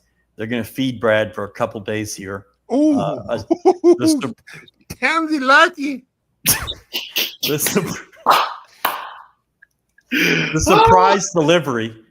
Towns nearly clubbed to death that poor delivery person. Glad he didn't need to get a felony for free food. So thank y'all so much for joining and hanging out with us. This was so much fun. This entire season, you got 30 wins in the regular season, the conference tournament. You got 6 more opportunities in front of you. I think finishing this year 36-4, that might be a good way to go. Don't sound too bad, man. Don't sound too bad. Get you another title belt. We will have one made, guaranteed. Sure. A GoCoogs National Championship belt. And if I tell you what, if they do it, we'll give one away. We'll make it happen. Thank you all so much. We'll see you tomorrow night right here on whatever YouTube, Twitter. You know what we should do is tomorrow night make it all YouTube. Just we're not even putting it on social media. We're just doing YouTube. I'm going to figure that out. But tomorrow night, talking about them brackets, 6 o'clock. We hope to have some special guests for you as well. Thank you all so much for watching. Galen, OneSubstantial.com, Brad Towns, CougFans.com, and Ryan at GoCoogs.com. Thank you, everyone. We'll see you tomorrow night.